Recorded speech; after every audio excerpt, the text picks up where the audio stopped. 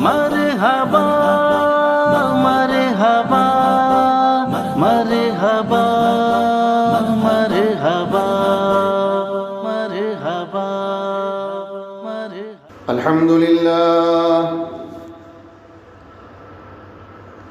لله الذي هدانا لهذا وما كنا لنهتدي لولا أن هدانا الله ونشهد أن لا إله إلا الله وحده لا شريك له ونشهد أن سيدنا ومولانا محمدا عبده ورسوله صلى الله تعالى عليه وعلى آله وأصحابه أجمعين.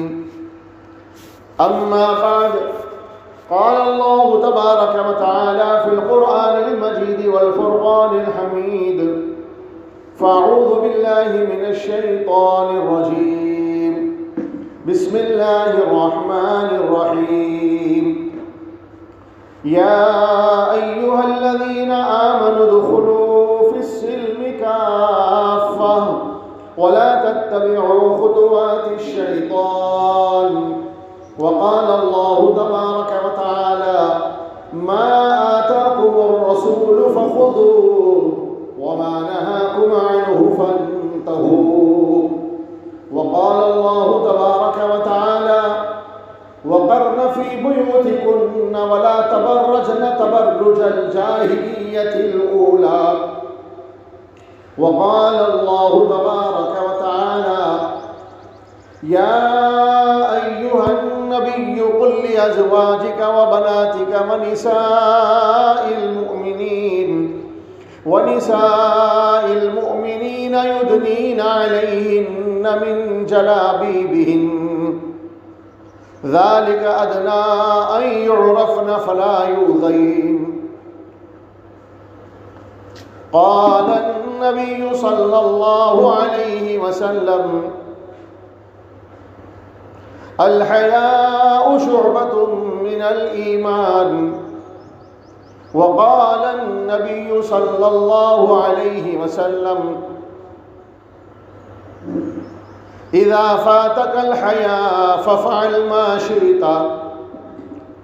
وقال النبي صلى الله عليه وسلم: الدنيا كلها متاع وخير المتاع الدنيا المرأة الصالحة، أو كما قال عليه الصلاة والسلام. انتہائی قابل احترام پردہ نشین میری ماں اور بہنوں، بڑی خوشی ہوئی کہ آپ کے اپنے اس بستی میں، اس علاقے میں، اس محلے میں خواتین کا یہ ماہانہ اجتماع آج سے شروع ہوا ہے۔ انشاءاللہ ہر مہینے کے دوسرے ہفتے میں یہ اجتماع ہوگا۔ شہر کے قابل ترین، باصلاحیت، متفکر اور تجربہ کار علماء کرام کے بیانات انشاءاللہ ہوتے رہیں گے۔ ابھی آپ عزیز القدر حضرت مولانا مفتی محمد الیاس صاحب قاسمی زیدہ مجدہ سے پردہ اور حجاب کے سلسلے میں بڑی قیمتی باتیں سماعت فرما رہی تھیں۔ اس وقت حجاب کا موضوع ساری دنیا میں زیر بحث ہے، خاص طور سے ہمارے اپنے ملک میں۔ اور ابھی جو حال ہی میں کرناٹک میں جو واقعہ پیش آیا، ایک مسلمان لڑکی کالج میں داخل ہو رہی، فرقہ پرست اور ہنڈا اور اوباش قسم کے نوجوان اسے گھیرنے لگے اور آوازیں کسنے لگے کہ کالج میں جانا ہے تو برقع اتارو اور کالج میں جاؤ۔ بار بار برقع اتارنے کے لیے اصرار کر رہے تھے، اور ساتھ ہی میں غلط نعرے بھی لگا رہے تھے۔ اس وقت میں جبکہ وہ لڑکی فرقہ پرستوں کے گھیرے میں ہے، جان خطرے میں ہے، ڈر اس بات کا ہے کہ وہ لڑکی پر حملہ نہ کر دے، اکیلی لڑکی ان کا مقابلہ نہیں کر سکتی تھی ظاہر میں، بلکہ حالات تو ایسے تھے اگر کوئی طاقتور مرد بھی ہوتا تو ان کا مقابلہ نہیں کر سکتا تھا۔ ان غنڈوں اور اوباش قسم کے لوگ جس جذبات کے ساتھ میں نعرے بازی کرتے ہوئے آگے بڑھ رہے تھے، وہ منظر انتہائی خطرناک اور ہولناک منظر تھا۔ لیکن اس وقت میں امت کی اس بیٹی مسکان خان نے جس دیدہ دلیری اور بہادری کا اظہار کیا اور اپنے حوصلوں کو پست ہونے نہیں دیا، بلکہ ان کے کفریہ اعلان کے مقابلے میں توحید کا اعلان کیا، ان کے غلط نعرے کے مقابلے میں نعرے تکبیر اللہ اکبر لگا کر ساری دنیا کے عورتوں کے نام کو بلند کر دیا اور یہ بتا دیا کہ ایمان سب سے بڑی طاقت ہے، اسلام سب سے اچھا مذہب ہے، اور اسلامی تعلیمات پر عمل کرنا ہر ماں بہن بیٹی کے لیے لازم اور ضروری ہے۔ اور یہ بھی بتا دیا کہ جان جائے پرواہ نہیں، لیکن میں اپنا حجاب نہیں اتاروں گی، اپنا برقع نہیں اتاروں گی۔ اور اس وقت میں اس کی زبان سے جو تکبیر کے کلمات، اللہ کی توحید، اللہ کی کبریائی، اللہ کی بڑائی کے جو کلمات نکلے ہیں، وہ اس کے اندر کے ایمان کا تقاضا تھا۔ اس لڑکی کا ایمان بنا ہوا ہے، تبھی تو اس نے جرأت و ہمت اور حوصلے کا مظاہرہ کیا۔ اب اس وقت یہ حجاب کا مسئلہ ساری دنیا میں زیر بحث ہے۔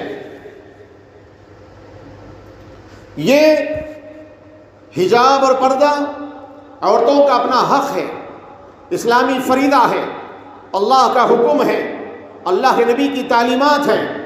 ہر مسلمان عورت کو حجاب کا لحاظ رکھنا ضروری ہے، پردے کا اہتمام کرنا ضروری ہے، اسی میں عورت کا تحفظ ہے، اسی میں عورت کی عزت باقی رہے گی، عورت کی عصمت بچی رہے گی، اور اگر پردہ نہیں ہوگا تو پھر عورت کی عزت بھی باقی نہیں رہے گی۔ اب سوال یہ کہ پردہ کرنا کیوں ہے؟ اسلام نے عورتوں کو پردے کا حکم کیوں دیا؟ میری ماں اور بہنوں، اسلام نے عورتوں کو پردے کا حکم اس لیے دیا کہ عورت دنیا کی مخلوقات میں اور انسانوں میں بھی بہت ہی زیادہ قابل تعظیم، قابل تکریم اور قابل عزت اور قابل احترام ہے۔ عورت کا مقام بہت بلند ہے۔ اللہ تعالیٰ نے اور اللہ کے رسول صلی اللہ علیہ وسلم نے عورتوں کے مرتبے کو بہت بلند ترین مقام تک پہنچایا۔ عورت اپنی زندگی کے کسی بھی موڑ پہ ہو، زندگی کے کسی بھی شعبے میں ہو، اپنی عمر کے کسی بھی مرحلے میں ہو، عورت کی زندگی میں 4 روپ ہوتے ہیں۔ عورت کی 4 قسمیں ہوتی ہے۔ ایک عورت گھر میں بیٹی بن کے پیدا ہوتی ہے، تو اللہ کے رسول صلی اللہ علیہ وسلم نے فرمایا جس گھر میں لڑکی پیدا ہوتی ہے اس گھر میں اللہ کی رحمتیں اترتی ہے۔ جس گھر میں لڑکی پیدا ہوتی ہے اللہ اس کی پیدائش کے ساتھ ایک فرشتے کو اس کی حفاظت کے لیے متعین کر دیتے ہیں۔ جس گھر میں بیٹی اور لڑکی پیدا ہوتی ہے اللہ اس گھر کے رزق کے دروازوں کو کھول دیتے ہیں۔ اور ماں باپ کو یہ فضیلت عطا کی اور فرمایا کہ جس گھر میں بیٹی پیدا ہو یا جس گھر میں 1 یا 2 لڑکیاں ہوں اور اس کے ماں باپ اپنی لڑکی کی اچھی تربیت کریں، اچھی تعلیم دیں، اس کو دین سکھائیں، اس کو ایمان کی ترغیب دیں، ایمان کو قوی اور مضبوط کریں اور اس کی اچھی جگہ پر شادی کر کے دیں، اچھی جگہ سے مراد دیندار گھرانے میں، ایماندار گھرانے میں، اخلاق والوں میں اس کی شادی کر کے دے۔ مطلب خلاصہ یہ حدیث پاک کا، جو ماں باپ اپنی لڑکیوں کی تعلیم و تربیت کی فکر کریں، ان کے اچھے نام رکھیں اور ان کی عمر ہو جانے کے بعد ان کی اچھی جگہ شادی کر کے دیں، اللہ کے رسول صلی اللہ علیہ وسلم نے بشارت دی ہے کل جنت میں وہ ماں باپ اور میں دونوں اس طرح رہیں گے جس طرح ہماری کلمہ شہادت کی اور اس کے بعد والی انگلی ملی ہوئی ہوتی ہے، یعنی جس طرح یہ دو انگلیاں قریب قریب ہے، وہ ماں باپ کا محل، وہ ماں باپ کا گھر جنت میں میرے گھر میرے محل کے قریب میں ہوگا۔ وہی اللہ تعالیٰ نے ان ماں باپ کو اپنی معیت کی، اپنے پڑوس کی، اپنے قربت کی بشارت دی جن ماں باپ کے گھر میں لڑکیاں پیدا ہوں اور وہ ماں باپ اپنے لڑکیوں کی تعلیم و تربیت کی فکر بھی کریں۔ لڑکی کی پیدائش پر یہ خوشخبریاں، پھر یہ لڑکی بہن بنتی ہے کسی کی تو اللہ کے رسول صلی اللہ علیہ وسلم نے بھائیوں کے لیے فرمایا کہ تمہارے گھر میں ایک یا دو بہنیں ہوں اور کسی مرد نے، کسی نوجوان نے ایک یا دو بہنوں کی تعلیم و تربیت کی فکر کی، ان کی اچھی جگہ شادی کر کے دی، تو اللہ کے رسول نے بھائیوں کے لیے بھی خوشخبری سنائی کہ وہ بھائی جو اپنے بہنوں کی تعلیم و تربیت کی فکر کرتے ہیں، وہ بھائی جو اپنی بہنوں کی عزت و عصمت کی حفاظت کرتے ہیں، وہ بھائی جو اپنی بہنوں کی شادیاں اچھے گھرانے میں کرتے ہیں، ان کو جنت میں اللہ کے نبی کی معیت اور قربت ملے گی۔ اور جب یہ بیٹی، یہ بہن جب بیاہ کر کے شادی کر کے کسی کے گھر جاتی ہے، کسی کی بیوی بن کے جاتی ہے، تو اللہ تعالیٰ نے شوہروں کو یہ تعلیم، اللہ کے رسول صلی اللہ علیہ وسلم نے شوہروں کو یہ تعلیم دی، خیرکم خیرکم لأہلہ، تمہیں سب سے بہتر آدمی کون ہے؟ تمہیں سب سے بہتر آدمی وہ ہے جو اپنی بیوی کے ساتھ اچھا سلوک کرے۔ اور ایک جگہ اللہ کے رسول صلی اللہ علیہ وسلم نے فرمایا تمہارے ایمان کی تکمیل تمہارے اخلاق کے مکمل ہونے پر، یا تمہارے اخلاق کے اچھے ہونے پر ہے۔ تمہارے اخلاق جتنے اچھے ہوں گے تمہارا ایمان اتنا زیادہ قوی اور مکمل ہوگا۔ اور آگے حضور نے اسی حدیث میں فرمایا خیارکم خیارکم لنسائکم، تم اپنے اخلاق کا مظاہرہ اپنی گھر کی عورتوں کے ساتھ کرو۔ مردوں کو تعلیم دی اپنے گھر کی عورت، خاص طور سے بیوی کے ساتھ اچھا سلوک کرنا، بیوی کے ساتھ اچھا سلوک کرنا، اچھے اخلاق کا مظاہرہ کرنا۔ اور خود قرآن کریم میں اللہ تعالیٰ مردوں سے فرما رہے وعاشروہن بالمعروف۔ حضرات علماء اور مفسرین لکھتے ہیں اللہ تعالیٰ اس آیت کے ٹکڑے میں مردوں سے سفارش کر رہے عورتوں کے بارے میں کہ اے لوگوں تم اپنی عورتوں سے اچھا سلوک کرو، اپنی بیویوں سے اچھا برتاؤ کرو، اپنی بیویوں کو اچھا رکھا کرو۔ اس سے معلوم ہوا جب عورت بیوی بنتی ہے تو اسلام اس کے مقام کو بلند کرتا ہے۔ اور یہ بھی تعلیم دی کہ عورت کو تم اپنی جوتی کی نوک پر نہیں رکھنا، عورت کو گرا کے نہیں دیکھنا، عورت کو اپنے دل میں رکھنا ہے، اس سے محبت کرنا۔ شوہروں کو تعلیم دی بیوی کو مسکراتے ہوئے دیکھنا بھی عبادت ہے، اپنی بیوی کو اپنے ہاتھ سے لقمہ بنا کر کھلانا یہ صدقہ ہے، اور اپنی بیوی بچوں کی ضرورتوں کو پورا کرنا یہ افضل ترین صدقہ ہے۔ اسی طریقے سے میری ماں اور بہنوں، عورت کی زندگی میں جو سب سے بڑا مقام و مرتبہ آتا ہے وہ ہے ماں۔ ماں دنیا کی عظیم ترین اور مقدس ترین عورت ہے۔ اللہ نے تو جنت کو اتار کر ماں کے قدموں میں لا کے ڈال دیا، اور اپنے نبی کی زبان سے یہ ارشاد کہلوایا الجنت تحت اقدام الامہات، جنت ماں کے قدموں کے نیچے ہے۔ ماؤں کے قدموں میں اللہ نے جنت کو لا کے رکھ دیا۔ قرآن کریم میں کئی جگہ پر اللہ تعالیٰ نے ماں باپ کے ساتھ حسن سلوک کی تاکید کی، لیکن زیادہ تر ماں کی عظمت کو بیان کیا۔ ایک صحابی آئے، آ کے اللہ کے نبی سے عرض کرنے لگے یا رسول اللہ میری خدمت اور حسن سلوک کے زیادہ حقدار کون ہیں؟ تو اللہ کے رسول نے فرمایا تمہاری ماں، پھر پوچھا پھر کون؟ کہا کہ تمہاری ماں۔ اس نے پھر سوال کیا پھر کون؟ فرمایا تمہاری ماں۔ چوتھی مرتبہ پوچھا اس کے بعد کس کا مقام؟ فرمایا تمہارا باپ۔ اندازہ لگائیے اللہ کے رسول صلی اللہ علیہ وسلم نے 3 مرتبہ فرمایا تمہارے حسن سلوک کی زیادہ حقدار تمہاری اپنی ماں ہے، تمہارے خدمت کی زیادہ لائق تمہاری اپنی ماں ہے۔ اندازہ لگائیے اسلام نے عورتوں کو کتنا اونچا مقام عطا فرمایا۔ اب معلوم ہوا کہ عورت بہت ہی زیادہ عظمت والی اور بہت ہی زیادہ احترام والی ہے، تو دنیا کا بھی یہ ضابطہ ہے، دنیا کا بھی یہ دستور ہے، جو آدمی جتنا بڑا ہوتا مرتبے کے اعتبار سے، جس آدمی کا مقام زیادہ بلند ہوتا ہے، جس کا پوسٹ جتنا بڑا ہوتا ہے، اتنا اس کو تحفظ فراہم کیا جاتا، اس کی حفاظت کی جاتی۔ مثال کے طور پر کوئی اگر کسی ملک کا بادشاہ ہے یا کسی ملک کا کوئی پرائم منسٹر ہے، وزیر اعظم ہے، کوئی کسی ریاست کا چیف منسٹر وزیر اعلیٰ ہے، آپ دیکھتے ہیں ان کو پروٹوکول کے اعتبار سے ان کی کتنی حفاظت کی جاتی ہے۔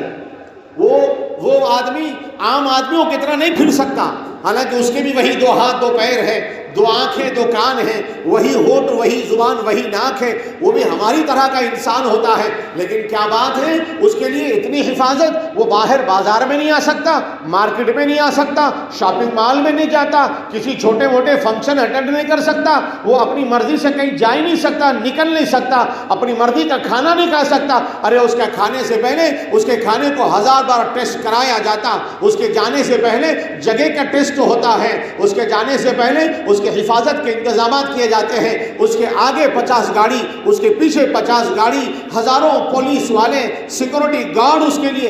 کیوں ہے میری ماں اور بہنوں؟ کیوں ہے؟ کیوں؟ جو جتنا زیادہ عظمت والے ہوتے ہیں، جس کا مقام جتنا زیادہ بلند ہوتا ہے، اس کو اتنا ہی زیادہ تحفظ کی ضرورت پڑتی ہے۔ ہماری ریاست کا چیف منسٹر ہمارے تمہارے گھر کو نہیں آ سکتا، چیف منسٹری کے عہدے پہ رہتے ہوئے ہماری گلیوں میں نہیں پھر سکتا، وہ نہیں آتا۔ کیوں؟ حفاظت کا انتظام نہیں ہو سکتا، تحفظ نہیں ہے۔ کوئی چیف منسٹر کوئی پرائم منسٹر نرمل کی گلیوں میں سڑکوں پہ نہیں پھریں گا۔ اگر حیدرآباد اور دلی میں بھی رہتا تو حیدرآباد اور دلی کی گلیوں میں سڑکوں پہ عام آدمیوں کی طرح نہیں پھر سکتے پوری آزادی کے ساتھ، بلکہ ان کے پیچھے سیکورٹی لگی رہتی ہے، ان کے پیچھے حفاظتی دستے لگے ہوئے رہتے ہیں۔ سمجھیے اسی طریقے سے جب اللہ تعالیٰ نے عورت کے مقام کو بلند کیا، عورت کی عظمت کو بڑھا کر بیان کیا، عورت کو اونچے اونچے مقامات دیے ہیں، ساتھ میں اللہ نے عورتوں کے تحفظ کا بھی فیصلہ کیا ہے۔ عورتوں کی اپنی جسم کی حفاظت کے لیے، جان کی حفاظت کے لیے، ان کی عزت کی حفاظت کے لیے، ان کی شرم و حیا کی حفاظت کے لیے حکم یہ دیا وَقَرْنَ فِي بُيُوتِكُنَّ وَلَا تَبَرَّجْنَ تَبَرُّجَ الْجَاهِلِيَّةِ الْأُولَىٰ، تم اپنے گھروں میں قرار پکڑو، زمانے جاہلیت کی طرح بن سور کے باہر مت نکلا کرو۔ وَقَرْنَ فِي بُيُوتِكُنَّ، عورتوں کو چاہیے کہ اپنے گھروں میں ٹھہری رہا کریں، اپنے گھر سے باہر بلا ضرورت نہیں نکلنا، اپنے گھر کے اندر رہنا، پردے میں رہنا۔ عورت کو پردے میں کیوں رکھا گیا؟ عورت کو پردہ کا حکم کیوں دیا گیا؟ اس لیے دیا گیا یہ پردہ عورت کی حفاظت کرتا ہے۔ عورت کو گھر کے اندر رہنے کا پابند اس لیے بنایا گیا کہ عورت کا مقام بلند ہے، عورت باعزت شخصیت ہے، اس لیے اس کو پردے میں رکھا گیا۔ اسی طریقے سے میری ماں اور بہنوں، دوسری بات یہ کہ جو چیز جتنی قیمتی ہوتی ہے، جو چیز جتنی قیمتی ہوتی ہے، اس چیز کو اتنا ہی چھپا کر رکھا جاتا ہے۔ آپ دیکھیں کوئی گھر بنا رہے ہیں، کنسٹرکشن چل رہا، تو سلاخ لاتے ہیں گھر کے باہر رکھتے ہیں، اینٹ پتھر لاتے ہیں گھر کے باہر رکھتے ہیں، کنکریٹ لاتے ہیں گھر کے باہر رکھتے ہیں۔ کیوں؟ حالانکہ وہ بھی تو قیمتی چیز ہے، اس کی بھی کوئی ویلیو ہے، کوئی قیمت ہے، وہ باہر۔ اسی طریقے سے کوئی سونے کے زیورات خرید کے لائے، یہ سونا خرید کے لائیں. آپ نے کبھی نہیں دیکھا ہوگا کسی نے باہر رکھا ہو, دیوان خانے میں رکھ دیا ہو, دہلان پہ کہیں پر تخت پہ ڈال دیا ہو, فرش پہ ڈال دیا ہو. نہیں, سونا خرید کے لائیں گے, زیور خرید کے لائیں گے تو اس کو اٹھا کر الماری میں لا کر میں رکھتے ہیں. کیوں؟ اس لیے کہ سونا زیادہ قیمتی ہے. کوئی کاروباری آدمی شام ہوتا دکان سے غلہ اٹھا کے لاتے, ملازمت کرنے والے, جاب کرنے والے مہینہ ختم ہونے کے بعد دوسرے مہینے کی شروعات کے اوپر سیلری تنخواہ لے کر آتے ہیں. پیسے لا کر جہاں چاہے وہاں نہیں رکھ دیتے, وہ پیسے لا کے پرس میں رکھتے ہیں, پیسے لا کے لاکر میں رکھتے ہیں. پیسوں کو حفاظت کے ساتھ چھپا کے رکھا جاتا ہے. کیوں؟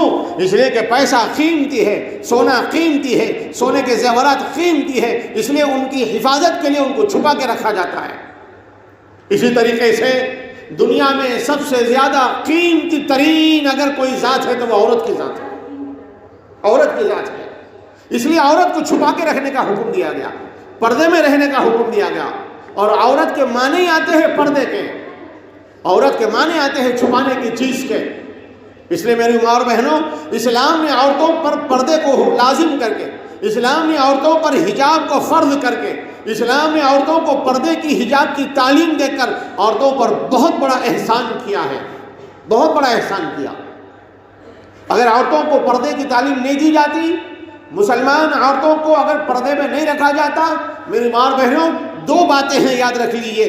اللہ تعالیٰ نے عورت کو صرف نازک بنایا, اللہ تعالیٰ نے عورت کی ذات کے اندر کشش رکھی ہے. ہر مرد کے دل میں عورت کی محبت کو ڈالا ہے, ہر مرد کے دل میں عورتوں کی طرف رغبت اور میلان کو اللہ نے پیدا کیا ہے. اگر یہ رغبت و میلان, اگر یہ کشش اگر مرد کی غلط نظریے سے ہو, غلط نیت سے ہو, شہوت کی نظر سے ہو, یہ اس کے لیے حرام ہو جاتا ہے. عورت بھی گناہ گار ہوتی, مرد بھی گناہ گار ہوتے. اور حدیث میں کیا فرمایا اللہ کے رسول صلی اللہ علیہ وسلم نے, الناظر والمنظور الیہا ملعون. عورتوں کو دیکھنے والا مرد اور وہ عورتوں جو اپنے آپ کو دکھاتی پھرتی ہیں, جو بے پردہ گھومتی رہتی ہیں, ان سب پر اللہ کی لعنت و پھٹکار ہے. وہ ملعون ہیں, اللہ کے دربار سے دھتکارے ہوئے ہیں. جو مرد کسی عورت کو دیکھتا ہو اور جو عورت کسی دوسرے مردوں کے سامنے بے پردہ ہو کر آتی ہے. تو عورتوں کو پردے میں اس لیے رکھا تاکہ عورت کی عزت محفوظ رہے, عورت کی عصمت محفوظ رہے, اس کی شرم و حیا کے اوپر دھبا نہ آئے. اللہ نے ہر عورت کو کسی کا جوڑ بنا کے دنیا کے اندر پیدا کیا ہے. وَمِنْ آيَاتِهِ أَنْ خَلَقَ لَكُم مِّنْ أَنفُسِكُمْ أَزْوَاجًا. قرآن کریم میں اللہ فرما رہے ہماری نشانیوں میں سے ایک نشانی یہ ہے, ہم نے ہر مرد کے لیے ایک عورت کو جوڑا بنایا, مردوں کے عورتوں کے ساتھ جوڑ متعین کیے. ہر بچی کا کسی نہ کسی مرد کے ساتھ نکاح ہوگا, وہ کسی کی امانت ہے, وہ کسی کے نکاح میں جائے گی. وہ مرد کے لیے جائز طریقے پر اپنی ضرورتیں, اپنی خواہشات پوری کرنے کا ذریعہ بنے گی, جو کہ اسلام نے, شریعت نے اس کو عبادت قرار دیا. اسلام میں نکاح عبادت ہے. اسلام کے اندر اپنی بیوی کی ضرورتوں کو پورا کرنا, بیوی کی خواہشات کو پورا کرنا, چاہے وہ جسمانی ہو, چاہے وہ جو ہے روحانی ہو, ظاہری ہو یا باطنی ہو, ہر ضرورت کے پورا کرنے پر نیکی اور اجر کے وعدے ہیں. تو پھر جب اللہ نے عورت کو کسی کی امانت بنایا, اللہ نے عورت کو کسی مرد کا جوڑا بنایا, تو پھر اللہ کے رسول نے بھی صاف بتا دیا کسی بھی عورت کے اوپر کسی نامحرم کی نگاہ نہیں پڑنا چاہیے. ہاں, قرآن کریم میں اللہ نے کیا فرمایا, وَقُلْ لِلْمُؤْمِنَاتِ يَغْضُضْنَ مِنْ أَبْصَارِهِنَّ وَلَا يُبْدِينَ زِينَتَهُنَّ. اے نبی, آپ مومن عورتوں سے کہہ دیجئے یغضضن من ابصارہن, اپنی نگاہوں کو جھکا کے رکھا کریں, ان کی نگاہیں کسی دوسرے مرد پر نہیں پڑنا, بدنگاہی سے بچنا, کسی ضرورت سے باہر نکلے عورتوں تو نگاہیں جھکا کے چلنا اور اپنی شرمگاہوں کی حفاظت کرنا. نگاہ محفوظ ہے تو شرمگاہ محفوظ ہے. اگر نگاہ بگڑے گی, نگاہوں کا غلط استعمال ہوگا تو پھر آگے کی برائیاں عام ہو جائیں گی, آسان ہو جائیں گی. وَلَا يُبْدِينَ زِينَتَهُنَّ, تم اپنی زینت کو ظاہر مت کرو, اپنے میک اپ کو, اپنی زیبائش کو, اپنی آرائش کو, جو کہ لیے شوہر کے لیے کرنا ہے. عورت کے لیے سجنا سنورنا کس کے لیے؟ شوہر کے لیے. حدیث پاک کا مفہوم ہے، اللہ کے رسول نے ارشاد فرمایا جس کا خلاصہ یہ، جو عورت اپنے شوہر کے لیے زیور پہنتی ہے، جو عورت اپنے شوہر کے لیے سجتی ہے، جو عورت اپنے شوہر کے لیے میک اپ کرتی ہے، جو عورت اپنے شوہر کے لیے اچھے عمدہ کپڑے پہنتی ہے، اللہ اس کو اجر و ثواب اور نیکی عطا فرماتے ہیں۔ اور اگر کوئی عورت دوسروں کو بتانے کے لیے زیور پہنتی ہے، دوسرے مردوں کو دکھانے کے لیے اچھے کپڑے پہنتی ہے، تو اس عورت کے اوپر لعنت اور پھٹکار ہوتی ہے۔ فرمایا اس عورت کو زناکاری کا عذاب ہوگا، گناہ ہوگا۔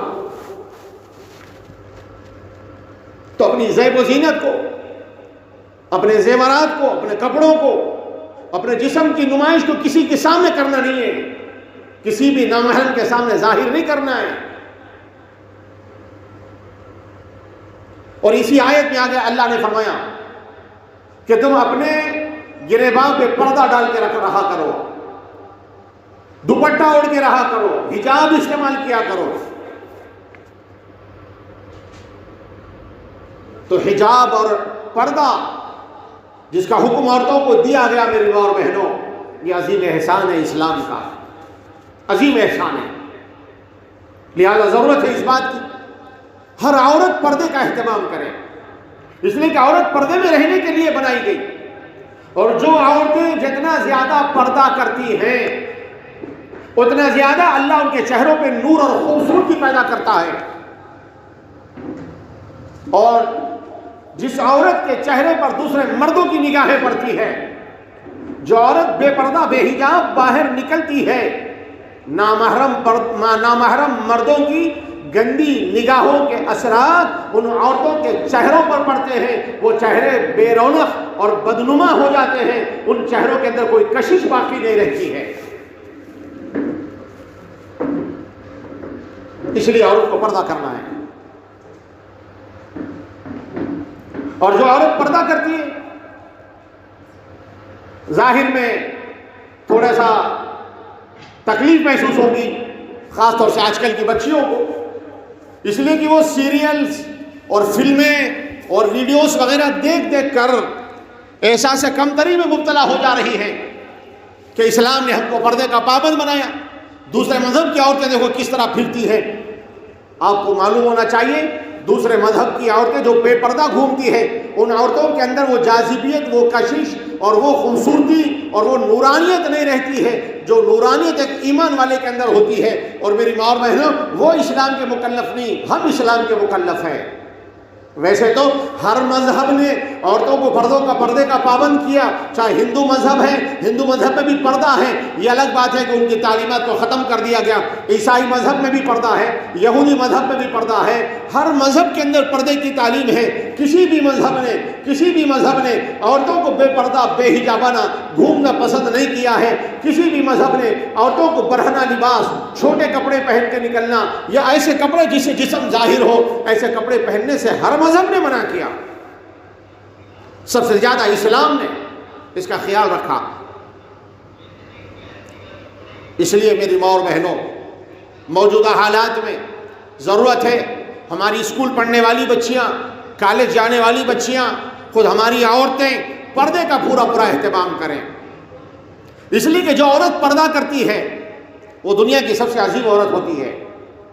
ایک مرتبہ جناب نبی کریم صلی اللہ علیہ وسلم کی مجلس لگی ہے مسجد نبوی میں، صحابہ بیٹھے ہوئے ہیں، وہاں پر ایک بات چھڑ گئی، ایک مسئلہ اٹھا کہ دنیا کی سب سے عظیم ترین اور سب سے بہترین عورت کون ہے؟ دنیا کی سب سے بہترین عورت کون ہے؟ مختلف صحابہ اپنا اپنا اوپینین، اپنا اپنا اظہار خیال کر رہے ہیں۔ کسی نے کہا کہ تہجد پڑھنے والی، کسی نے کہا کہ شوہر کی اطاعت و فرما برداری کرنے والی، کسی نے کہا کہ اپنی عزت و عصمت کی حفاظت کرنے والی، کسی نے کہا کہ اللہ کے احکامات پر، اللہ کے نبی کے طریقوں پر چلنے والی۔ مختلف صحابہ مختلف باتیں اپنے اپنے پیش کیے۔ حضرت علی رضی اللہ تعالیٰ عنہ کسی ضرورت سے اپنے گھر میں آئے تو حضرت بی بی فاطمہ نے دیکھا کہ علی کچھ پریشان ہے۔ پوچھا علی کیا بات ہے، کچھ پریشان نظر آ رہے آپ؟ حضرت علی نے کہا کہ فاطمہ، اللہ کے نبی کی مجلس میں یہ بات چھڑی، یہ مسئلہ اٹھا اور یہ سوال پیدا ہوا کہ دنیا کی سب سے اچھی عورت کون ہے، سب سے بہترین عورت کون ہے؟ حضرت فاطمہ نے کہا علی میں بتاؤں؟ کہا کہ بتاؤ؟ کہا کہ علی دنیا کی سب سے بہترین عورت وہ ہے جس پر کسی دوسرے مرد کی نگاہ نہ پڑے اور وہ عورت کسی دوسرے مرد کو نہ دیکھے۔ اللہ اکبر، سبحان اللہ، کیا بات کہی بی بی فاطمہ نے! کیا کہا؟ دنیا کی سب سے بہترین عورت وہ ہے جس پر کسی دوسرے مرد کی نگاہ نہ پڑے، وہ عورت خود پردے میں رہتی ہو اور وہ عورت بھی دوسرے مردوں کو نہ دیکھے، سب سے بہتر عورت ہے۔ حضرت علی رضی اللہ تعالیٰ عنہ پہنچے اللہ کے نبی کی خدمت میں اور جا کر یہ بات عرض کی۔ اللہ کے نبی مسکرا دیے اور فرمایا علی یہ بات تو فاطمہ نے کہا ہوگا، یہ بات تو فاطمہ نے کہا ہوگا۔ علی نے کہا کہ ہاں۔ اللہ کے نبی مسکرا دیے، کیوں؟ اس لیے کہ بی بی فاطمہ شرم و حیا کی پیکر تھی اور بی بی فاطمہ نے دنیا کی عورتوں اور بہنوں کو بتا دیا کہ پردہ کس طرح کیا جاتا ہے۔ وہ بھی نبی کی بیٹی، وہ بھی ایک عورت، اس کے بھی دل میں جذبات اور خواہشات، لیکن کبھی بی بی فاطمہ نے اپنے کپڑوں کی نمائش نہیں کی، جسم کی نمائش نہیں کی، ہمیشہ پردے کا اہتمام کیا، ہمیشہ برقعے کا اہتمام کیا۔ ایک مرتبہ اللہ کے نبی صلی اللہ علیہ وسلم بی بی فاطمہ کی یاد میں بے چین ہو گئے، اس لیے کہ بی بی فاطمہ اللہ کے نبی کی سب سے چہیتی بیٹی تھی، حضور کو بڑی محبت تھی چھوٹی بیٹی ہونے کی وجہ سے، اور حضور نے فرمایا الفاطمہ تو بضعۃ منی، فاطمہ میرے جگر کا ٹکڑا ہے، فاطمہ میری جگر کا ٹکڑا ہے۔ بی بی فاطمہ کو 2-4 دن گزر جاتے نہیں دیکھتے، اللہ کے نبی بے چین بے قرار ہو جاتے۔ بی بی فاطمہ کی یاد ستانے لگی، مدینے میں رہتے تھے، حضور بے چین ہو کے کھڑے ہوئے اپنے گھر سے چلے، چلو جا کر اپنی بیٹی کو بلا کے لا لوں، 2-4 دن اپنے گھر میں بھی رکھ لوں، بیٹی کی یاد آ رہی ہے۔ حضور تشریف لائے بی بی فاطمہ کے گھر، بی بی فاطمہ نے اندر بلایا، حضور پاک صلی اللہ علیہ وسلم تشریف لے گئے اور بی بی فاطمہ حضرت کی ابا جان کیسے تشریف آوری ہوئی؟ کہا بیٹی تمہاری یاد آ رہی تھی اس لیے تم کو بلانے کے لیے میں آ گیا ہوں۔ بی بی فاطمہ نے کہا اللہ کے رسول آپ مجھے اپنے گھر لے جانا چاہتے ہیں؟ حضور فرمایا کہ ہاں لے جاؤں گا، لینے کے لیے تمہیں آیا ہوں۔ بی بی فاطمہ نے کہا ابا جان آپ کی عظمت اپنی جگہ پر، آپ کا مقام اپنی جگہ پر، آپ مجھے بلانے آئے ہیں، لیکن ابا آپ ہی نے مجھے یہ تعلیم دی ہے شوہر کی مرضی کے بغیر گھر سے باہر قدم نہیں رکھنا، شوہر کی اجازت کے بغیر اپنے گھر سے نہیں نکلنا۔ علی گھر میں موجود نہیں ہے، علی کہیں باہر گئے ہوئے ہیں، ابا جان آپ تشریف رکھیے، جب علی آ جائیں گے ان کی اجازت لے کر میں آپ کے ساتھ آؤں گی اور چلوں گی۔ اندازہ لگاؤ میرے ماں اور بہنوں، شوہر کی کتنی اطاعت و فرمانبرداری کر رہی ہے، اور باپ کون ہے؟ دو جہاں کے سردار ہیں، امام الانبیاء ہیں، رسولوں کے رسول ہیں، نبیوں کے نبی ہیں، سارے نبیوں میں سب سے افضل ترین نبی ہے۔ وہ نبی آ کر اپنی بیٹی سے کہہ رہے بیٹی چل گھر کو چل، میں تجھے لینے کے لیے آیا ہوں۔ بیٹی کیا کہتی؟ ابا نہیں میں نہیں آ سکتی آپ کے ساتھ، میرا شوہر گھر میں موجود نہیں ہے، شوہر کے آنے پر شوہر کی اجازت لے کر میں آپ کے ساتھ آؤں گی۔ شام ہوئی، حضرت علی آئے، گھر میں داخل ہوئے اور کہنے لگے بیٹی فاطمہ سے کہنے لگے فاطمہ ابا جان کی بو آ رہی گھر میں، ابا جان کی بو آ رہی۔ اللہ کے نبی کریم صلی اللہ علیہ وسلم کی ایک خوشبو تھی، پسینے سے خوشبو پھوٹتی تھی اللہ کے نبی سے۔ اللہ کے نبی کی موجودگی کا احساس ہوا تو پوچھا کہ کہاں ہیں ابا جان؟ گھر میں خوشبو آ رہی ابا کی۔ حضور نبی کریم صلی اللہ علیہ وسلم گھر میں ایک طرف بیٹھے ہوئے ہیں انتظار میں۔ کہا کہ فاطمہ نے کہا، بی بی فاطمہ نے علی ابا جان آئے ہوئے ہیں مجھے لے جانے کے لیے۔ تو علی نے کہا فاطمہ چلے کیوں نہیں گئی؟ جب ابا جان آئے ہیں، اللہ کے رسول اللہ کے نبی بلانے آئے تو تم کیوں نہیں گئی؟ کہا کہ علی میں کیسے جاتی، ابا جان ہی نے مجھے یہ تعلیم دی ہے شوہر کی اجازت کے بغیر گھر سے باہر نہیں نکلنا، اس لیے میں نہیں گئی۔ حضرت علی نے کہا کہ چلو اب چلتے ہیں۔ حضور پاک صلی اللہ علیہ وسلم کے ساتھ چلنے لگے۔ حضرت علی ہے، بی بی فاطمہ ہے، حضور نبی کریم صلی اللہ علیہ وسلم ہے، گھر سے نکل رہے ہیں۔ بی بی فاطمہ پورے پردے میں ہیں۔ بی بی فاطمہ حضرت علی سے کہہ رہی علی ابا جان آگے آگے چلیں گے، میں ان کے پیچھے پیچھے چلوں گی، تم میرے پیچھے پیچھے آنا۔ اور کہا علی یاد رکھو مدینے کی زمین ریتیلی زمین ہے، زمین کے اوپر جب پیر رکھتے ہیں، زمین پر پیر رکھنے کی وجہ سے زمین کے اوپر پیر کے نشانات پڑتے ہیں۔ علی میں یہ نہیں چاہتی کہ میرے پیر کے نشان ریت کے اوپر پڑے اور کسی دوسرے نامحرم مرد کی نگاہ پڑ جائے۔ علی تم میرے پیچھے پیچھے آنا، جہاں جہاں میرے پیر کے نشان پڑے وہاں پر تم اپنا پیر رکھ کے میرے پیر کے نشان کو مٹا دینا، تاکہ زمین کے اوپر ریت کے اوپر میرا پیر کا نشان بھی باقی نہ رہے، کسی دوسرے مرد کی نگاہ بھی اس کے اوپر نہ پڑے۔ اللہ اکبر! یہ ہے میری ماں اور بہنوں پردے کا احساس، اس کو کہتے ہیں شرم و حیا۔ وہی بی بی فاطمہ انتقال کا وقت آیا، حضرت علی کو بلا کر وصیت کر رہی ہیں اور کہہ رہی کہ علی جب میرا انتقال ہو جائے تو زیادہ لوگوں کو اطلاع نہیں دینا، نبی کی بیٹی ہے لوگ کہہ کر لوگ نبی کی محبت میں مجمع اور بھیڑ لگا دیں گے۔ علی میں نہیں چاہتی کہ میرے جنازے میں بھیڑ جمع ہو، اور کہا علی میرے جنازے کے اوپر کپڑا ڈال دینا اور میرا جنازہ رات کے اندھیرے میں اٹھانا، تاکہ کسی غیر محرم کی نگاہ بھی میرے کفن کے کپڑے پر بھی نہ پڑے۔ اللہ اکبر! کیا کہہ رہی؟ میرے مرنے کے بعد میرے جنازے کے اوپر کپڑا ڈال دینا اور میرا جنازہ رات کے اندھیرے میں اٹھانا اور میرے جنازے کے اوپر کسی غیر محرم کی نگاہ بھی نہیں پڑنا۔ یہ ہے میری ماں اور بہنوں ایمانی جذبہ، اس کو کہتے ہیں۔ اپنے اندر یہ ایمانی جذبہ پیدا کریں۔ اللہ نے پردے میں رکھا تو ایسا نہیں ہے کہ آپ پردے میں رہ کر ثواب سے محروم ہیں۔ اللہ نے آپ کو گھر میں رکھا، پردے میں رہنے کا حکم دیا۔ مرد آدمی باہر جتنے نیکی اور ثواب کے کام کرتا ہے، اللہ گھر بیٹھے عورتوں کو وہ ثواب عطا فرماتے ہیں۔ ارے نماز جیسی عبادت کے لیے عورت کو مسجد میں آنے سے روک دیا گیا۔ حضور نبی کریم صلی اللہ علیہ وسلم نے کیا فرمایا؟ کسی عورت کا اپنے گھر میں نماز پڑھنا میرے پیچھے مسجد نبوی میں نماز پڑھنے سے زیادہ افضل ہے۔ نبی کے پیچھے نماز پڑھنے پر، مسجد نبوی میں نماز پڑھنے پر 50,000 نمازوں کا ثواب ہے۔ اللہ کے رسول فرما رہے اس سے افضل و بہتر یہ ہے اپنے گھر میں نماز پڑھنے عورت۔ اور اپنے گھر میں بھی فرمایا گھر کے دیوان خانے میں پڑھنے سے بہتر ہے اندر کے دالان میں نماز پڑھنا۔ دالان میں نماز پڑھنے سے افضل و بہتر ہے اپنے گھر کے اندھیرے کمرے میں عورت نماز پڑھنا، تاکہ نماز پڑھتے ہوئے اس پر کسی دوسرے کی نگاہ بھی نہ پڑے۔ اتنا خیال رکھا اسلام نے، آپ کو پردے میں رکھا گیا، ثواب سے محروم نہیں کیا گیا۔ ہر وہ نیکی کا کام جو مرد کرتے ہیں آپ کو برابر ثواب ملے گا۔ مریضوں کی عیادت کرنے کا ثواب گھر بیٹھے ملے گا، جنازوں کا ثواب گھر بیٹھے ملے گا، جہاد کا ثواب گھر بیٹھے ملے گا، آپ کو اللہ کے راہ میں دین کی خدمت کرنے کا ثواب گھر بیٹھے ملے گا، مسجد میں آ کر باجماعت نماز پڑھنے کا ثواب گھر میں رہنے پہ ملے گا۔ اس لیے میری ماں اور بہنوں خود بھی پردے کا اہتمام کریں، اپنی عورتوں اپنی بچیوں کو پردے کا اہتمام کروائیں، بچپن ہی سے اپنے گھر کی بچیوں کے کپڑوں کی فکر کریں۔ فل آستین کے کپڑے ہوں، لمبے کپڑے پہنانے کا سکھاؤ مزاج بچیوں کو۔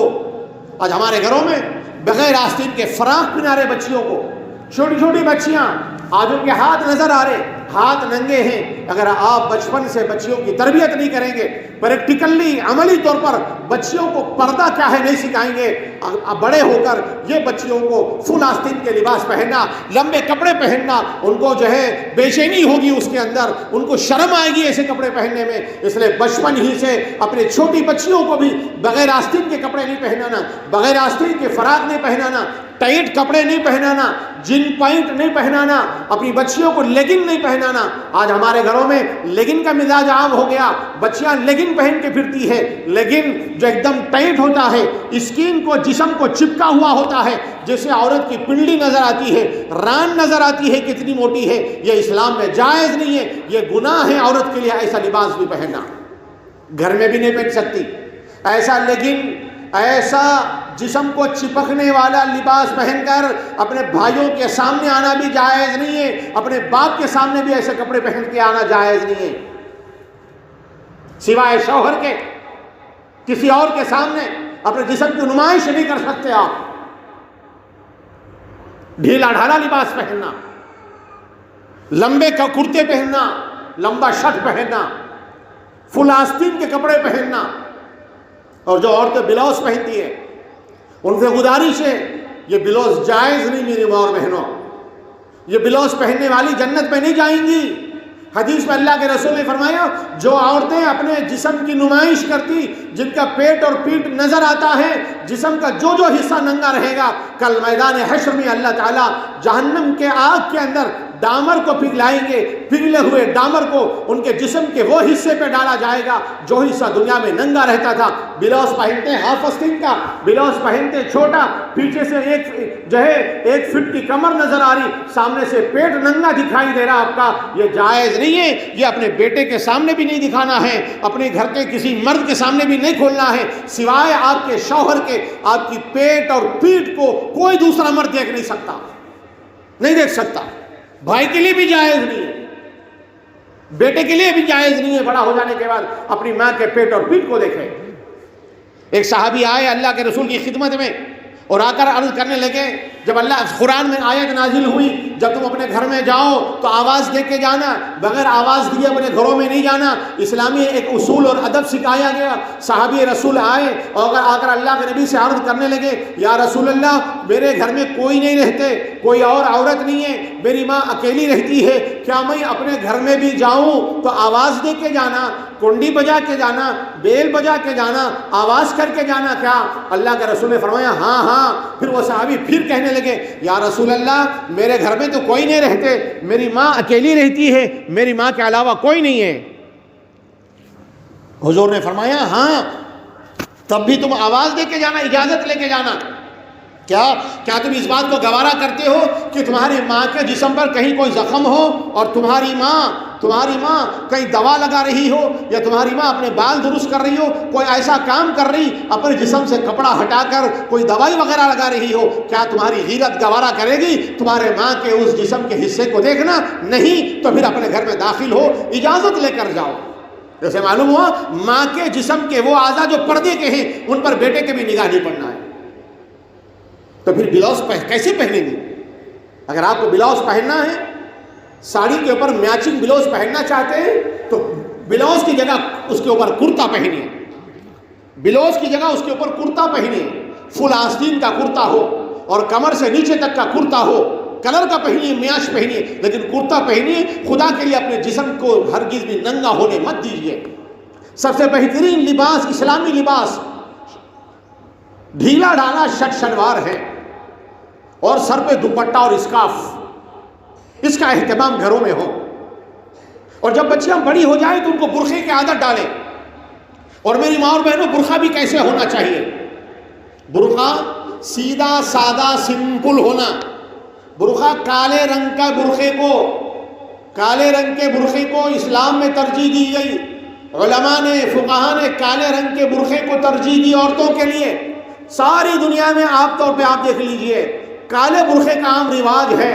اب نئے فیشن نکل گئے، کلر کے برقعے نکل رہے. میری ماں اور بہنوں، برقعہ کیوں پہنایا جاتا؟ برقعہ اس لیے پہنایا جا رہا عورت کی پہچان نہیں ہونا. کون کس کے گھر کی عورت ہے، کس عورت کا کیا نام ہے، کون کس کی بیوی ہے، کون کس کی بہن ہے، کون کس کی بیٹی ہے، یہ کسی کو پتہ نہیں چلنا. اس لیے کہ یہ ہوس کے پجاری، یہ ہوس کے بھیڑیے، یہ گندی ذہنیت رکھنے والے، گندے جذبات رکھنے والے، غنڈے اور آورہ قسم کے لوگ آپ کو ہر گلی میں ملیں گے، ہر محلے میں ملیں گے. ان کی عادت ہوتی ہے تانک جھانک کرنے کی، راستہ چلنے والی عورتوں کو دیکھنے کی، بدنگاہی ڈالنے کی. یاد رکھ لو بدنگاہی کے اثرات ہمارے ایمان پر بھی پڑتے ہیں. اگر ہم بے حیائی کے ساتھ باہر نکلیں گے اور کسی بری نظر والے کی نگاہیں ہمارے اوپر پڑے گی، اس سے ہمارا ایمان کمزور پڑ جاتا ہے، حیا ختم ہو جاتی ہے. اور اللہ کے نبی نے کیا فرمایا؟ اذا فاتک الحیا فافعل ما شئت. جب تمہارے اندر سے حیا نکل جائے پھر تم جو چاہے کرتی پھرو. بے پردہ نکلنے کی وجہ سے، بے حیائی کی وجہ سے لڑکا لڑکی میں محبتیں عام ہو جاتی ہے، عورت اور مرد کے اندر پیار ہو جا رہا. یہ پیار گناہ ہے، یہ محبت شادی سے پہلے گناہ ہے. یہ گناہ کہاں تک لے کے جا رہا؟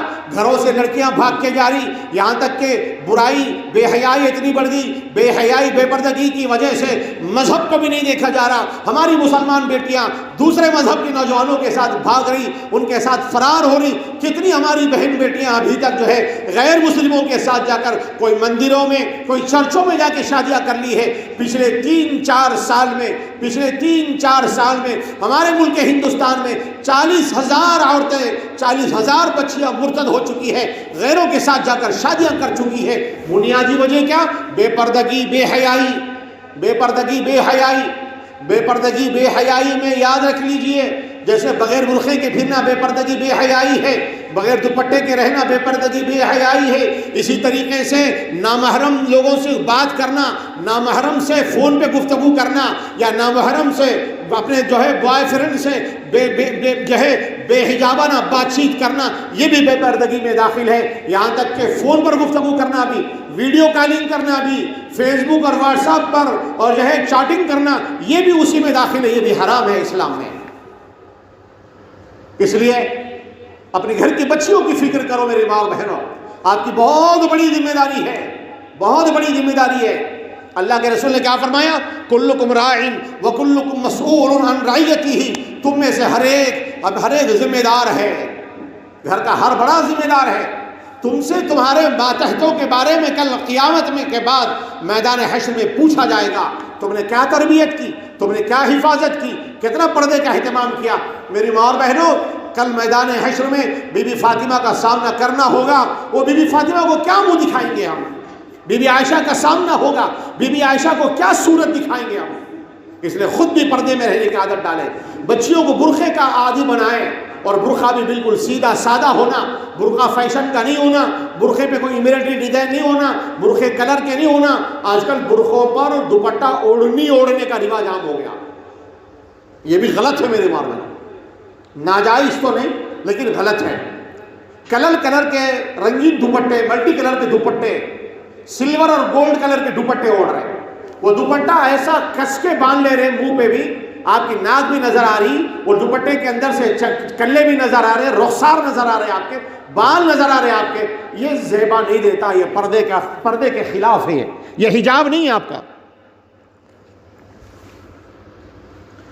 سب سے اچھا برقعہ تو یہ ہے گردن سے لے کے پیروں کے ٹخنوں سے نیچے تک گاؤن ہو, کالا بالکل, اور اوپر سر کے راؤنڈ اسکارف ہو, بڑے والا راؤنڈ اسکارف ہو. یہ صلحاء کا, اللہ والوں کا, بزرگان دین کا پسندیدہ برقعہ ہے. ایسے برقعے کا اہتمام کرنا اور بچیوں کو عادت ڈالنا. بعض لوگ کہتے کہہ رہے کیا بڈھی ہو گئی کہ ایسے برقعے پہن رہی. کون بولے اماں شریعت میں بڈھیوں کا برقعہ الگ, جوانوں کا برقعہ الگ ہے؟ نہیں ہے.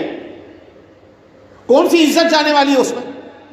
ہمارے اسکول میں 7ویں جماعت سے 10ویں جماعت تک برقعہ لازم ہے, اور 7ویں جماعت سے 10ویں جماعت کی ہر بچی کو, چاہے ہائٹ کتنا ہی کم ہو, عمر کتنی اس کی ہو, کتنی کم عمر ہو, اس سے ہم کو مطلب نہیں. 7ویں میں آ گئی اس کے لیے برقعہ لازم, اور برقعہ سب کا ایک جیسا, گردن سے لے کے ٹخنے تک گاؤن ہوگا اور اوپر راؤنڈ اسکارف ہوگا. کسی کو بھی دوپٹہ اور اوڑھنے کی اجازت نہیں ہے. اگر کوئی اوڑھنی کے ساتھ آئے تو اس کو واپس کر دیتے ہیں. کیوں؟ تاکہ ہماری بیٹیوں کی تربیت ہونا, ان کو عادت پڑنا ایسے برقعے کی. اور جب اسکول میں لازم کر دیا گیا تو پھر ان کے لیے پہننا ہی ہے, کوئی عار محسوس نہیں کرتے. جب ہم ماں باپ اپنی بچیوں کے لیے اپنے گھروں میں اس کو لازم کر دیں گے تو پھر ہماری بچیاں بھی اس کو شوق سے پہنیں گی. ماں باپ بھی بول رہے ائی تو بڈھی ہوگی کہ ایسا برقعہ پہننے کو, ابھی تیری عمر ہی کون سی ہے, بلکہ کئی کو برقعہ پہن رہی. برقعہ پہنی تو لوگ جلدی بڑی ہوگی سمجھتے. وہ پرانا ہولا زمانہ چلے گیا اماں میرے, وہ زمانہ چلے گیا. اب شادی کے ٹائم پہ برتھ سرٹیفکیٹ دیکھ رہے, شادی کے ٹائم پہ 10th کا میمو دیکھ رہے, عمر لکھی جا رہی. پہلے تو بھی عمرہ چھپاتے تھے, 22 سال کی بچی کی شادی کر رہے, 18 سال بول کے شادی کے ٹائم پہ لکھاتے تھے. جب پہلے نہیں پوچھتے تھے, جھوٹ بول تو چل جاتا تھا, اب نہیں چلتا. اب وہ برقعہ کب پہنی, کیا پہنی, وہ نہیں دیکھ رہے, 10th کا میمو اور برتھ سرٹیفکیٹ دیکھا جا رہا. اس لیے آج کے دور میں یہ ڈیجیٹل دور ہے میری ماں اور بہنوں, یہ ایجوکیٹڈ زمانہ آ گیا ہے. اس لیے وہ ہولا پن ختم ہو گیا, وہ نہیں دیکھ رہے لوگ. اس لیے یہ خیال دماغ سے نکالو, بچی بس بڑی ہو گئی, بالغ ہو گئی, جوان ہو گئی اس کو برقعے کی عادت ڈالو، پردے کی عادت ڈالو، کسی نامحرم کے سامنے نہیں نکلنا، خلیرے بمیرے چچیرے پھوپھیرے بھائیوں کے سامنے نہیں نکلنا، کسی سے بے تکلف نہیں ہونا، اس کو تربیت کرنا آپ کی ذمہ داری ہے۔ امید ہے انشاءاللہ ہماری عورتیں برقعے کا پاس و لحاظ کریں گی، برقعے کا اہتمام کریں گی، اور آج کے دور میں بہت ضرورت ہے خاص طور سے اسکول اور کالج میں پڑھنے والی بچیاں حجاب کے ساتھ جائیں، فیس پیس میں رہا کریں، چہرہ بھی دوسرے مردوں کے سامنے نہ کھولا کریں۔ دیکھو ابھی جو ہے کرناٹک کے بچیوں نے کیسے زبردست احتجاج کیا اپنے حق کو منوانے کے لیے۔ یہ ہم کو ہمارے دستور کا حق بھی ہے، ہمارے ملک دستوری جمہوری ملک ہے، ہمارے ملک کے قانون میں، ہمارے ملک کے آئین میں، ہمارے ملک کے دستور میں یہ بات ہے کہ ہر مذہب کے ماننے والے کو اپنے مذہبی تشخص کے ساتھ رہنے کا پورا حق ہے۔ عورتیں مکمل پردے کے ساتھ رہ سکتی ہے، کوئی پابندی نہیں لگا سکتے، اور یہ بات بھی اچھے ذہن میں رکھ لیجئے، آج کرناٹک میں ہو کل کہیں اور بھی ہو سکتا، یہاں بھی ہو سکتا۔ اگر کسی اسکول اور کالج میں پابندی لگائی جائے برقعے پر، میری ماں بہنوں یاد رکھ لو، تعلیم چھوڑا دینا بچی کی، پڑھائی رکوا دینا، مگر بچی کو بے حجاب نہیں ہونے دینا، بچی کو بے حجاب نہیں ہونے دینا، برقعہ ترک کرنے نہیں دینا۔ یاد رکھ لیجئے اگر بچی تعلیم حاصل نہیں کرے گی، بچی اگر نہیں پڑھے گی، کالج نہیں جائے گی، بچی چھوڑ دے گی تو نسلوں کے اندر جہالت عام ہوگی۔ لیکن اگر عورت بے پردہ ہو گئی، عورت بے حیا ہو گئی، نسلوں تک بے حیائی عام ہوتی جائے گی، ہاں نسلوں تک بے حیائی عام ہوتی جائے گی۔ اس لیے کہ ماں کی شرم و حیا کا اثر اولاد پر پڑتا ہے، ماں کی دینداری اور بے دینی کا اثر اولاد پر پڑتا ہے، ماں کے اچھے برے اخلاق کا اثر اولاد پر پڑتا ہے۔ اس لیے یاد رکھ لو، ہم کالج چھوڑ سکتے ہیں، کالج بدل سکتے ہیں، اور اگر یہاں تک کہ ہر کالج میں اگر یہ قانون بن جائے کہ نہیں برقعہ پہن کے نہیں آنا، تو ہماری بچیاں تعلیم چھوڑ سکتی ہے دنیا کی تعلیم کو، لیکن برقعہ نہیں چھوڑ سکتی۔ یہ ہمارے ایمان کا مسئلہ ہے، یہ ہماری عزت کا مسئلہ ہے، یہ ہماری آبرو کا مسئلہ ہے، یہ ہمارے اسلامی تشخص کا مسئلہ ہے۔ یہ کب ہوگا؟ جب ہماری مسلمان عورتیں، ہماری بچیاں زندگی کے ہر موڑ پہ پردے کا خیال رکھیں گی، اپنے شادی بیاہ میں، تقریبات میں، باہر نکلنے پر پردے کا اہتمام کرتی رہے گی، تو انشاءاللہ کوئی ایسی جو ہے طاقت نہیں ہے جو ہمیں برقعے سے روک سکے۔ اللہ کی ذات سے امید ہے انشاءاللہ ہماری عورتیں متحد ہوگی، اور اگر عورتیں اس بات پر جم گئی جس طریقے سے کرناٹک کے علاقے کی وہ ہماری نوجوان بہنیں، ان کو ہزاروں سلام ہیں، اللہ ان کے حوصلوں کو اور بلند کرے، اللہ ان کی عزتوں کی حفاظت کرے، ڈٹ کر مقابلہ کر رہی ہے، کالجوں کے سامنے دھرنا دے رہی ہے کہ نہیں ہم جو ہے برقعہ ہمارا حق ہے، برقعہ ہمارا حق ہے، حجاب ہمارا حق ہے، دستور ہے، رائٹس ہم کو حاصل ہے، ہم اس کے خلاف نہیں کریں گے، ہم کو بالکل حق دیا جائے، ہم کو تعلیم بھی ہونا ہے، ہم کو حجاب میں بھی رہنا ہے۔ اور واقعی مسکان خان نامی لڑکی نے تو ایک تاریخ رقم کر دی۔ آج پوری دنیا میں ہماری اس بیٹی کے ہمت اور حوصلوں کے، جرأت مندی کے چرچے ہو رہے ہیں، ہر طرف سے مبارکبادیاں مل رہی ہے، ہر طرف سے اس کو سلام کیا جا رہا، اس کی ہمتوں کو بڑھایا جا رہا، انعامات سے نوازا جا رہا۔ خیر یہ انعامات تو ہے، دنیا کا انعام کوئی انعام نہیں ہے، لیکن اللہ کی ذات سے امید ہے انشاءاللہ یہ ہماری مسکان خان یہ بیٹی اکیلی نہیں، ایسے اور ہزاروں بیٹیاں ہوں گی، ان سب کو بی بی فاطمہ کی قربت ملے گی، بی بی فاطمہ کی صحبت ملے گی، اس لیے کہ اللہ کے رسول نے فرمایا نا بی بی فاطمہ کے بارے میں، یہ جنت کی عورتوں کی سردار ہوگی، جنت کی عورتوں کی سردار ہوگی۔ مجھے امید ہے جس طریقے سے آج اس لڑکی کے ہمت اور حوصلوں کو لوگ سلام کر رہے، اس کے ایمانی حوصلوں کو پروان چڑھا رہے، اس کی جرأت مندی کو لوگ سراہ رہے ہیں، مجھے امید ہے کل حشر کے میدان میں بی بی فاطمہ بھی انشاءاللہ ان بچیوں کو سراہے گی، بی بی فاطمہ بھی ان بچیوں کو مبارکباد دیں گی۔ آج ضرورت ہے اپنے گھر کی ہر بچی کو مسکان خان کے جیسے حوصلے دینا۔ مسکان خان کو حوصلے کون دیے؟ اس کے انٹرویوز آ رہے، کہیں کہ اس کے باپ نے اس کو حوصلہ دیا، باپ نے اس کے دل و دماغ میں یہ بات بٹھا دیا، بیٹی اسلام میں حجاب ضروری ہے، حجاب کبھی نہیں چھوڑنا، حوصلہ نہیں ہارنا، ہمت نہیں ہارنا، دشمن کا مقابلہ کرنا۔ باپ حوصلے دلا رہا، ہم بھی اپنی بیٹیوں کو حوصلے دلائیں، بیٹا یہ جان جا سکتی ہے لیکن ایمان نہیں کھونا، جان دے دینا لیکن اپنے عزت و آبرو کا جو ہے سودا نہیں کرنا. بیٹی جان دے دینا، اپنے شرم و حیا کا سودا نہیں کرنا. جان چلی جائے پرواہ نہیں، لیکن میرے جسم سے پردہ نہیں ہٹے گا، میرے جسم سے برقع نہیں ہٹے گا، میرے جسم سے حجاب نہیں چھوٹے گا. میں جان دے دوں پرواہ نہیں، لیکن میں اپنا برقع اور حجاب کو نہیں چھوڑوں گی. یہ جذبہ اپنی بچیوں کے اندر پیدا کرنا، ان حوصلوں کو اپنی بچیوں کو عطا کرنا، یہ ماں باپ کی ذمہ داری ہے. الغرض وقت بہت ہو چکا. میری ماں اور بہنوں، خلاصہ یہ کہ ہم پردے کا اہتمام کریں، لباس بھی اسلامی پہنیں، برقع بھی اسلامی پہنیں. برقعے کا مقصد یہ ہے کہ ہمارا پردہ ہونا. ایسا برقع جو خود جو ہے بے پردہ ہو، وہ برقع پہن کر کیا فائدہ. مطلب برقع ایسا جس کے اوپر دوسروں کی نگاہیں پڑتی ہو، نہیں دیکھنے والے بھی ہمارے کو دیکھ رہے، پھر وہ برقع پہننے سے تو نہیں پہننا اچھا. اس لیے فیشن کے برقعوں کو ختم کیجئے. جوان ہو یا بوڑھی ہو، سب کے برقعے ایک جیسے ہونا چاہیے. ایک جیسے برقعے پسندیدہ ہے، اس کے اندر بہتری ہے، اسی میں ہمارا تحفظ ہے. برقعے کا اہتمام ہو، پردے کا اہتمام ہو. اپنے گھر کے ماحول کو دینی ماحول میں تبدیل کریں. گھروں میں دینی تعلیم کے مذاکرے ہونا، گھروں میں نماز کا ماحول ہونا، اپنی اولاد کی تربیت کرنا. انشاءاللہ آپ ہر مہینے کے اجتماع میں شریک ہوتی رہیں گی.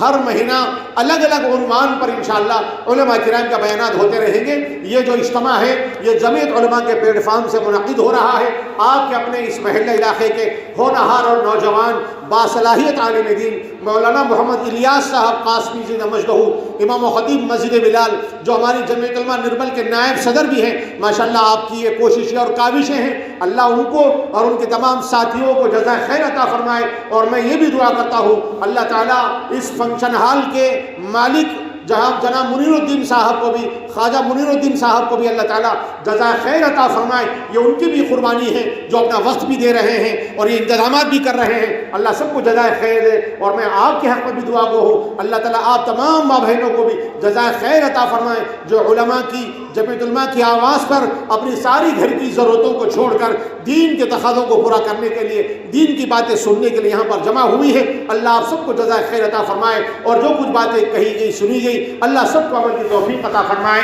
آمین. وآخر دعوانا الحمدللہ رب العالمین. الحمد لله رب العالمين والصلاة والسلام على سيد الأنبياء والمرسلين.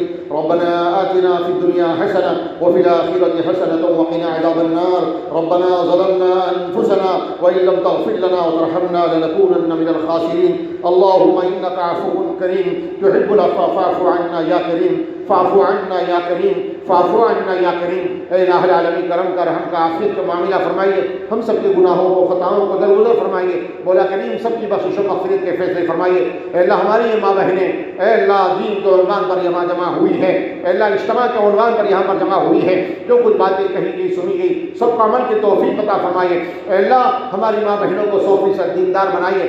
ہمارے گھروں کو اے اللہ دین کا ایک نمونہ بنا دیجیے، اسلام کا نمونہ بنا دیجیے. اے اللہ ہمارے ہر گھر کو اے اللہ مدینے کے گھروں جیسا ماڈل بنا دیجیے. اے اللہ ہماری گھر کی عورتوں کو اپنی اولاد کی تربیت کی فکر عطا فرمائیے. ہماری ہر ماں بہنوں کو عزت و آبرو کی حفاظت فرمائیے، شرم و حیا کی حفاظت فرمائیے. اے اللہ ہماری ہر ماں بہن کو پردے کا اہتمام کرنے کی توفیق عطا فرمائیے. اسلامی تعلیمات پر عمل پیرا ہونے کی توفیق عطا فرمائیے. سب کو دین پر چلنا آسان فرمائیے. دین کے تقاضوں کو پورا کرنے کی توفیق نصیب فرمائیے. اے اللہ جتنی ماں بہنیں یہاں پر جمع ہوئی ہیں اے اللہ ان میں جو بیمار ہیں ان کو صحت کامل عاجلہ مستمر عطا فرمائیے. پریشان لوگوں کی پریشانیوں کو دور فرمائیے. مقروضوں کے قرضوں کی ادائیگی کی شکلیں پیدا فرمائیے. ہر گھر میں رحمتیں برکتیں نازل فرمائیے. رزق کے دروازے کھول دیجیے. برکت والی روزی نصیب فرمائیے. برکت والی روزی نصیب فرمائیے. عافیت والی زندگی نصیب فرمائیے. اے اللہ ہمارے گھروں میں جو بہنیں بیٹیاں بیٹھی ہیں ان کے بہترین جوڑ پیدا فرمائیے. ان کے نکاح کو آسان فرمائیے. اے اللہ جن بہنوں کی شادیاں ہو چکی ہیں سچی خوشیاں عطا فرمائیے. خوشگوار ازدواجی زندگی نصیب فرمائیے. ہر جوڑے میں محبت و مودت ڈال دیجیے. اے اللہ ہر ساس بہو میں محبت پیدا فرمائیے. ننند بھاوج میں محبت پیدا فرمائیے. ماں باپ میں اولاد میں محبت پیدا فرمائیے. اے اللہ ہمارے جو بہنیں یہاں پر آئی ہوئی ہیں اے اللہ ان کے گھر کے جو مسائل ہیں ان مسائل کو حل فرمائیے. تمام پریشانیوں کو دور فرمائیے. اے اللہ ہمارے سارے مرحومین کی بخشش فرمائیے، مغفرت فرمائیے. ہم سب کو ایمان پر زندہ رہنے کی اور ایمان پر مرنے کی توفیق عطا فرمائیے. حسن خاتمہ کی دولت سے مالا مال فرمائیے. ہماری دعاؤں کو مہد اپنے لطف و کرم سے قبول فرمائیے. آمین. صلی اللہ تعالی علی خیر خلقہ محمد وعلی آلہ واصحابہ اجمعین برحمتک یا ارحم الراحمین والحمد للہ رب العالمین.